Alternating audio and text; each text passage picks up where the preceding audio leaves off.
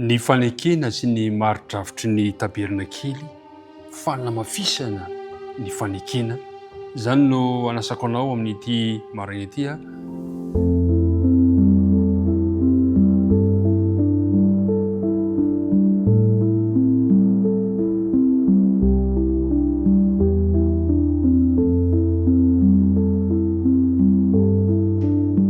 Miaraba-tsika mpiara-mianatra indray tafahoana amin'izao herinandro vaovao izao.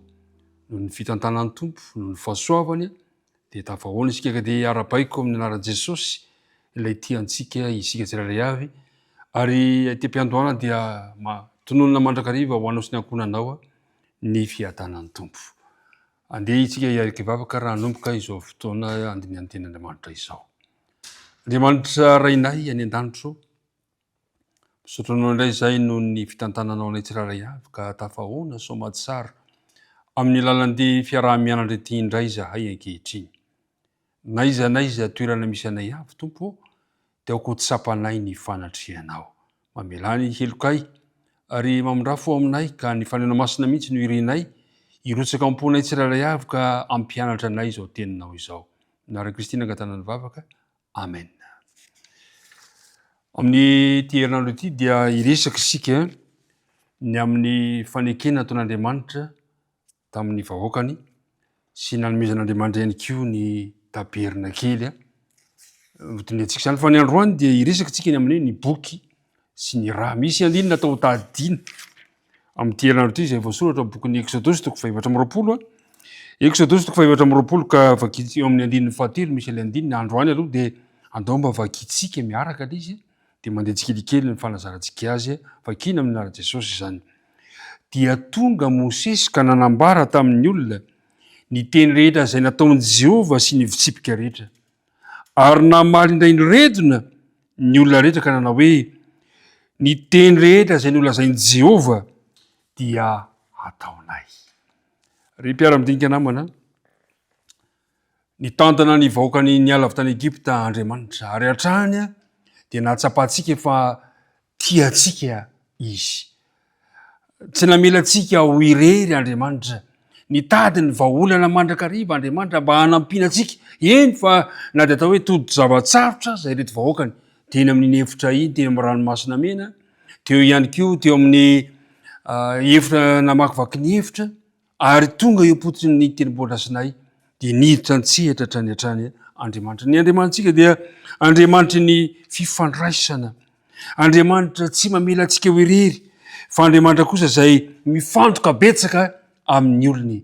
Tiako ny ampahery anao fa io Andriamantsika io dia mifantoka manokana ny aminao izy. Mifantoka ny amiko izy. Ary ataon'Andriamanitra hatrany ny fomba ahatonga azy eo akaikinao ary ahatonga antsika ho eo akaikiny. Ilay Andriamantsika tsy hoe Andriamanitra ny fifandraisana fotsiny. Atao ahoana moa ny ananana fifandraisana nefa tsy misy fitiavana.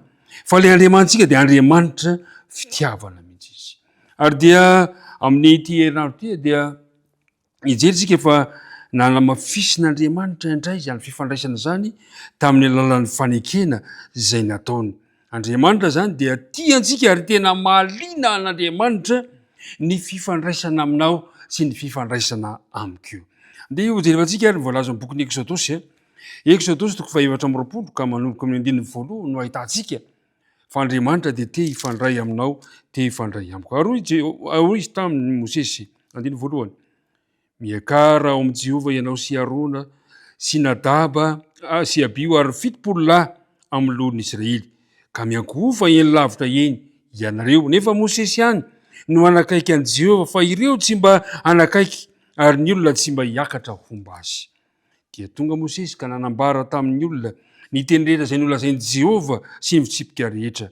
Dia ary namaly indray niredona ny olona ka nanao hoe ny teny rehetra izay nolazain'i Jehovah dia ataonay. Ary Mosesy nanoratra ny teny rehetra nataon'i Jehovah ka nifomaraina koa ka nanorina alitara teo ambodin'ny tendrombohitra sy ny tsangam-bato 12 araka ny firenen'ny Israely 12. Ary ny zatovo amin'ny zanak'Israely ny rahiny dia nitondra fanatitra hodorana ireo ka namono vatotrombilahy atao fanatim-pihavanana amin'i Jehovah.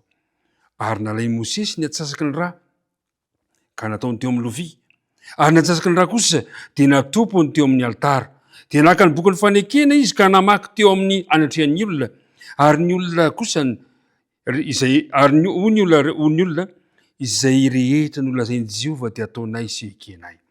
Dia nalain'i Mosesy ny raha ka natompony tamin'ny olona dia hoy izy, indro ny raha ny fanekena izay nataon'i Jehova taminareo ny amin'izany teny rehetra izany. Hitantsika teto fa namafisin'Andriamanitra amin'ny fanekena ny fifandraisana tamin'ireto vahoakany ireto. Ka nanambara tamin'i Mosesy izy, ary Mosesy kosa dia nanoratra izany tamin'ny boky. Ary rehefa nanoratra Mosesy dia nosokafany Mosesy teo anatrehan'ny olona ny boky. Ary dia nampanao nalofanatitra ihany koa izy ka nalatsaka ny rany.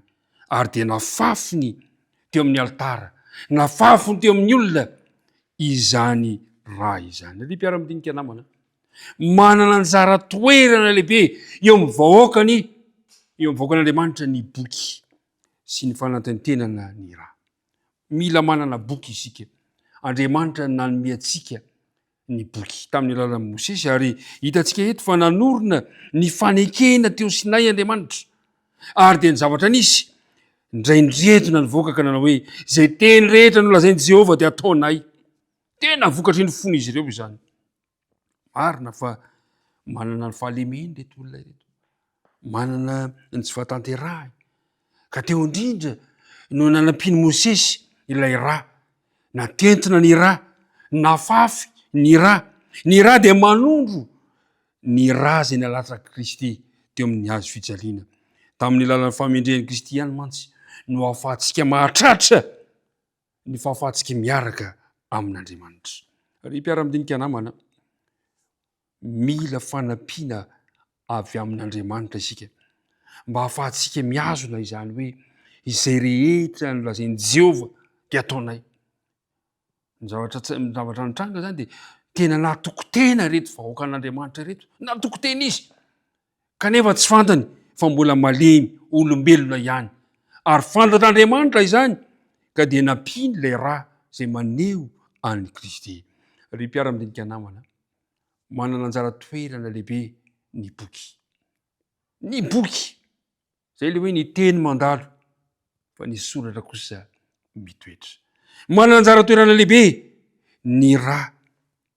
Ary zay ny zavatra nitranga, novakiana novelarin'i Mosesy ny boky. Ary niraindretina ny olona fa avy amin'Andriamanitra izany teny izany, ary dia namafisina tamin'ny famafazana ny raha. Ry mpiara-midinika namana, mila ny herin'ny fahasoavan'Andriamanitra isika tsirairay avy. Mila ny tenin'Andriamanitra isika, ary mila ny herin'ny fanahy masina mba ametraka izany fanapa-kevitra izany, izany fanoloran-tenanao izany eo anatrehan'Andriamanitra. Androany ary dia te hitarika an'izay tsika hoe raha miteny ianao manao hoe ny teny rehetra izay nolazain'i Jehova dia ataonay, dia andeha ho ampitsika satria tsy vitan'ny herin'ny tenantsika izany, fa raha ampitsika manao hoe noho ny fahasoavan'i Jesosy. Dia izay teny rehetra nolazain'i Jehova dia ataonay. Izany ny fanampian'Andriamanitra. Mila ny herin'i Kristy izaho sy anao. Andriamanitra ny hita ianao amin'ity tontolo andro ity, ka aza mandeha irery fa miankina mandrakariva amin'ny herin'Andriamanitra. Eo Jesosy vonona hiara-talana amintsika indray androany. Hivavaka risika ankehitriny. Andriamanitra rainay io, misaotra anao izahay noho ny amin'ny teninao izay niarahana indinika teto androany. Mila boky izahay, dia ilay boky nanoratana ireo fitsipika izay nomenao. Mila ihany koa ny rany Kristy izahay, izay afaka anadio anay, ahatonga anay atanteraka ny fanaovana ny sitraponao. Andriamanitra, aza vela tokoteny izahay, fa ampio kosa tario lalana amin'ny falenao masina kosa mba hiantehitra aminao amin'ny fotoana rehetra izay mbola havelomanay. Dia mametraka ny tontolo andro ampiaratananao ary izay ankehitriny, aza mafona masaraka anay. Anaran'i Jesosy. Amen.